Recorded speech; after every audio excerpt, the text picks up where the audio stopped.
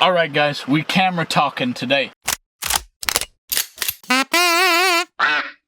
Okay, so the point I got here, why a cage might be the best investment you'll make.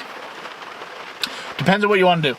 But if you want to rig out your camera, a good way to do that might be getting a cage for your camera, adding the mounting points, all these different things, right? Some degree of protection, although I wouldn't bank on a cage a whole lot for protection, just because there's not really shock absorption in the cage, I would say. So mainly think about a cage for your camera as a way to help rig it out more easily.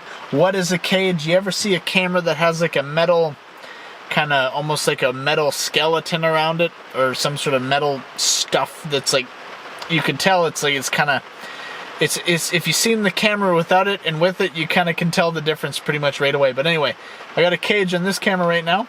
It makes it kind of nice because you got options, man. I got some NATO rails on it, and then, you know, I could put things on, take things off, you know, kind of build it up, make it, you know, tear it down, so to speak, right? So if you want to do stuff like put handles on it, mount different things, have more modularity, there's some cool options, and so it becomes this experimentation thing. Like if you are kind of like to tinker, is that the proper word? You mess around with kind of the nuts and bolts of things, so to speak. If you want to, you know, experiment with like, okay, you know, what about this handle? What about that? What about this? You know, we're gonna mount this on there. Have an arm here. You know, put that in the shoulder rig there. You know, all these different things. Like the cage, you could say, helps you to do that. And you can kind of just brainstorm and think about different ways to rig out a camera. Different ways might be helpful depending on what you're doing with it. But a cage, don't sleep on the cage, man. Might be something worth considering if you're looking into making a more professional setup, or even just maybe making your setup a bit more user-friendly for what you want to do.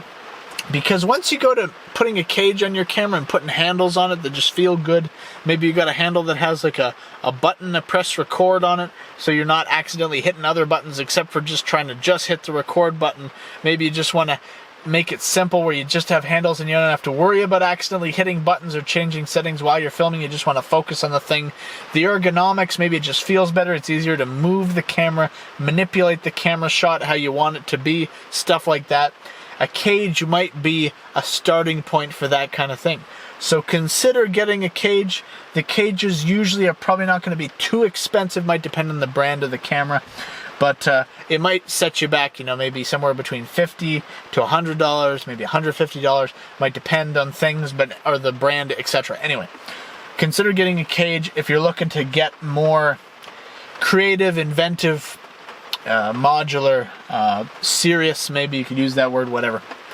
For what you're doing, maybe a cage will be a helpful step in that direction. If you enjoyed this video, feel free to subscribe. If you got any questions, any more questions, whatever, I got a Skool Community, link in description. Feel free to join the Skool Community, right? Put the questions in the Skool Community. I'm going to try to answer them. 7-day free trial running right now. So you could join, look around. If you like it, feel free to stick around. I got courses, different chat threads, things like that. Alright guys, thank you for joining Camera Talk. Have a good one.